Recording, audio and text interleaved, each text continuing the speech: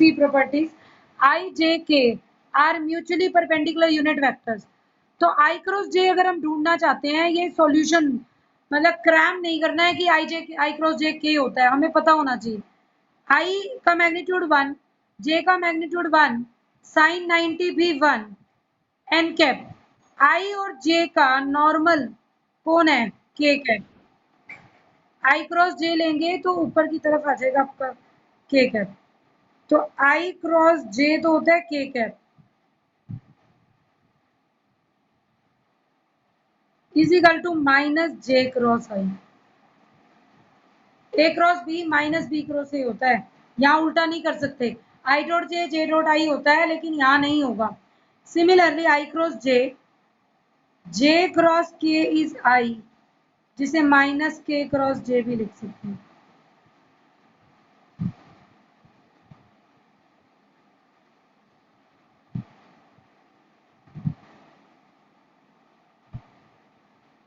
अब ये लर्न कैसे करना है, क्योंकि कंफ्यूजन हो जाती है। सीधा सा मेथड है, आई जे और के तीनों लिख लो और एंटी क्लॉकवाइज इनको चला लो। अगर आई के बाद जे लिखा है, आई क्रॉस जे, तो तीसरे वाला आंसर होगा के। जे क्रॉस के लिखा है तो आंसर होगा आई, और के क्रॉस आई लिखा है तो आंसर होगा जे। ऑर्डर में चलेंगे और third one is the normal. I cross J तो आंसर इज के, जे क्रॉस के तो आंसर इज आई, के क्रॉस आई तो आंसर इज जे। बट अगर आपने उल्टा चल दिया तो नेगेटिव आ जाएगा। जे क्रॉस आई लिख दिया तो वो आएगा तो के, लेकिन माइनस के। आई क्रॉस के लिख दिया तो माइनस जे, और के क्रॉस जे लिख दिया तो माइनस आई। तो आपको ये ध्यान रखना है सीधा क्या होता है, आई के बाद जे के बाद के बाद आई। उल्टा लिखा हुआ है, आएगा तो तीसरे वाला ही आंसर, मतलब आई जे है तो आंसर के होगा, क्योंकि हमेशा हमारा नॉर्मल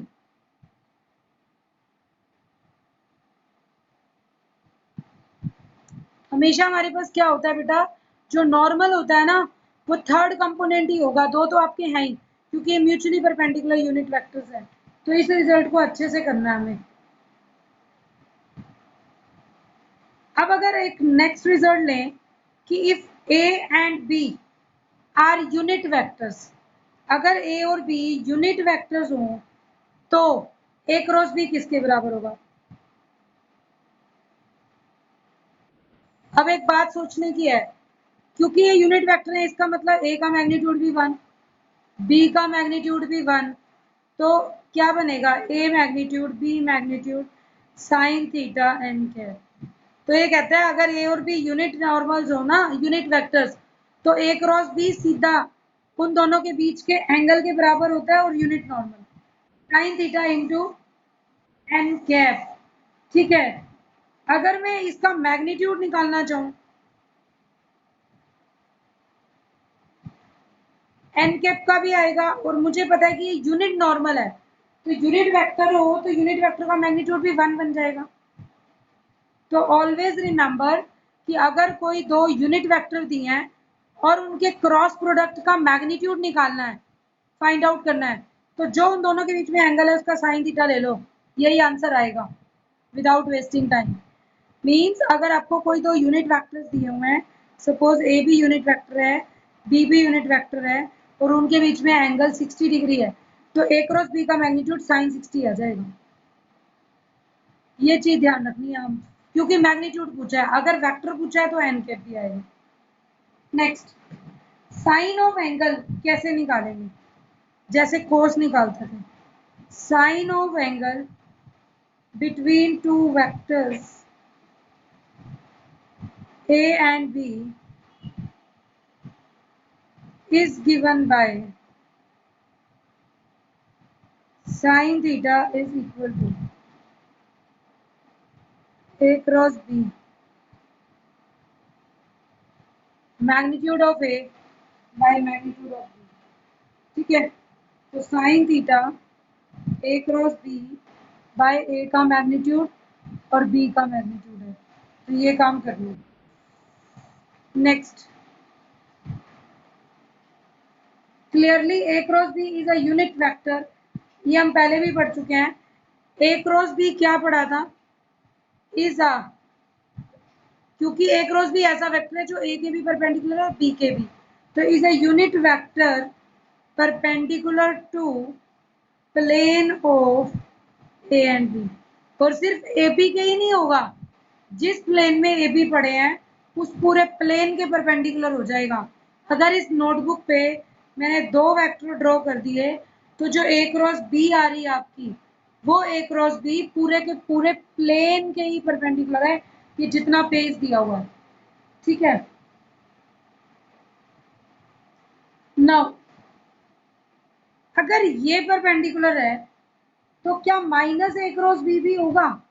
होगा डेफिनेटली, ये ऊपर की तरफ है और वो क्या हो जाएगा? डाउनवर्ड डायरेक्शन में। तो ऑल्सो माइनस ही तो किया हमने, डायरेक्शन चेंज हो जाएगी। A cross B is perpendicular to plane of A and B. तो अगर कभी भी मुझे 10 यूनिट वेक्टर लिखना हो N cap perpendicular to each one of vector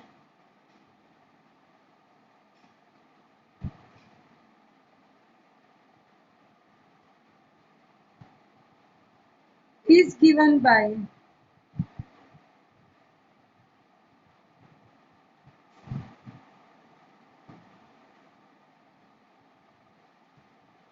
हमने क्या किया?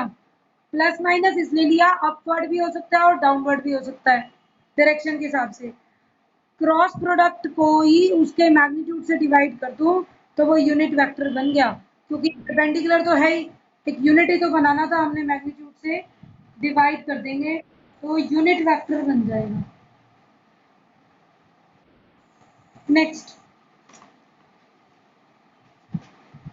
इंपॉर्टेंट टर्म, ज्योमेट्रिकल इंटरप्रिटेशन क्या कहती है वेक्टर प्रोडक्ट की, जिससे एक इंपॉर्टेंट रिजल्ट निकल के आने वाला है।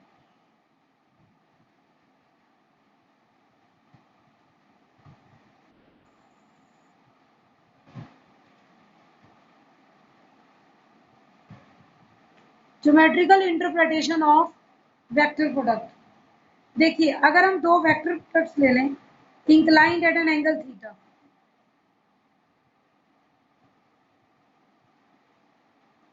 वेक्टर ए वेक्टर बी और बीच में एंगल है थीटा। Now he is saying let vectors A B which are inclined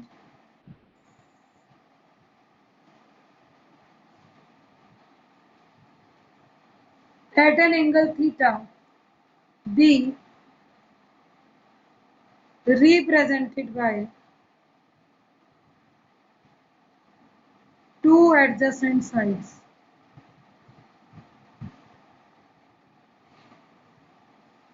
OA and OB।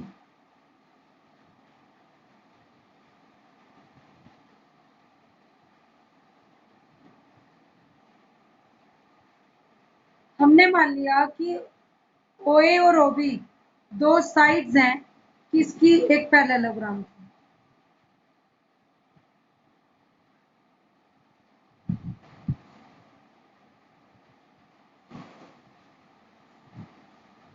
OACB हमने एक पैरेललोग्राम बना दिया, OA OB उसके दो वेक्टर्स थे। नाउ एंगल AOB आपके पास यहाँ पे क्या है बेटा? थीटा। तो अगर ए क्रॉस बी निकालूं इन दोनों वेक्टर्स का क्रॉस प्रोडक्ट, हमारे हिसाब से क्या बनेगा? ए का मैग्नीट्यूड बी का magnitude sine theta into N cube. और अगर मैं ए क्रॉस बी का मैग्नीट्यूड लूं तो मैग्नीट्यूड का मैग्नीट्यूड दोबारा नहीं होता, वो नंबर ही है, मॉडुलस ही रहता है। A B sine theta into N cap, because N cap is unit vector, so इसका मैग्नीट्यूड तो 1 होगा क्योंकि ये यूनिट वेक्टर दिया हुआ है आपको। अब वेक्टर भी साइन थीटा एन कैप आ गया, तो एन कैप का मैग्नीट्यूड 1 हो गया, तो A into B into sine theta. इसको ए को क्या लिख सकते हैं, ओ ए वेक्टर का magnitude, B is O B magnitude into sine theta. क्या मैं इसे हाफ लिख दूं और 2 से मल्टीप्लाई कर दूं, ट्वाइस बाहर रहने दो, अंदर वाली टर्म को ध्यान से देखना, O A into O B sine theta. एक बार इसको यहाँ पे मिलाना, परपेंडिकुलर, बीके किसके बराबर होगा, BK by O B, P by H sine theta, तो BK is O B sine theta. तो हमारे पास क्या आ जाएगा, half of O A into BK, क्योंकि बीके क्या है, परपेंडिकुलर, जो कि ओ बी साइन थीटा था, और ये आ गया O A is base and BK is height. और अगर बेस और हाइट आ जाए तो मैं इसको मिला दूं, किस ट्रायंगल का एरिया आ गया, triangle A O B, twice area of triangle A O B. A B diagonal, parallelogram में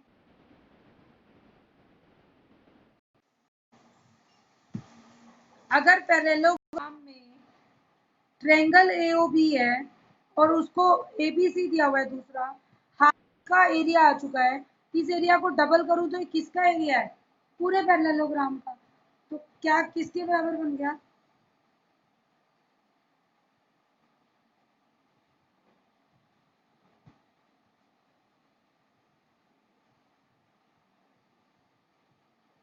and this is the formula, ये फॉर्मूला ही बन गया कि अगर आपको एरिया ऑफ पैरेललोग्राम निकालना हो और ए और बी वेक्टर उसकी दो एडजेसेंट साइड्स को रिप्रेजेंट करती हो, तो ज्योमेट्रिकल मीनिंग हमेशा याद रखना कि एरिया ऑफ पैरेललोग्राम निकालना हो और अगर दो एडजेसेंट साइड्स दो वेक्टर से रिप्रेजेंट होती हैं, तो दोनों वेक्टर का क्रॉस प्रोडक्ट निकालकर और निकालने के बाद उस वेक्टर का मैग्नीट्यूड ले लीजिए, that will be area of parallelogram A B C D.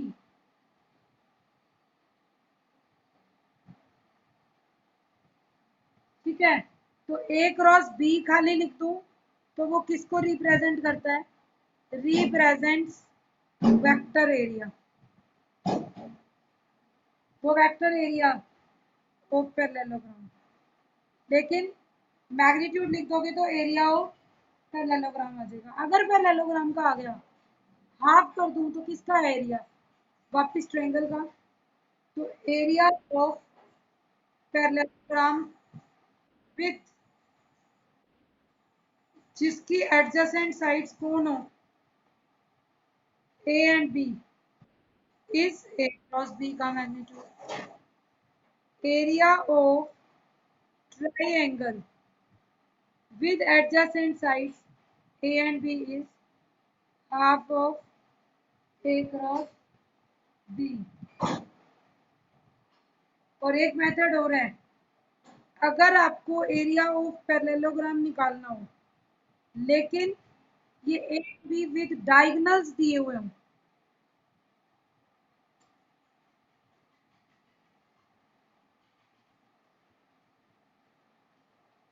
सिर्फ और सिर्फ अगर ए और बी पैरेललोग्राम की एडजेसेंट साइड है तो ए क्रॉस बी का मैग्नीट्यूड, और ट्रायंगल का तो ऑटोमेटिकली हाफ होगा। लेकिन अगर वो ए और बी किसी पैरेललोग्राम में, सपोज ये वेक्टर ए है और ऐसे वेक्टर बी है, डायगोनल को रिप्रेजेंट करते हो, तो आपको half of A cross B ही लेना है डायगोनल के लिए भी। Next properties,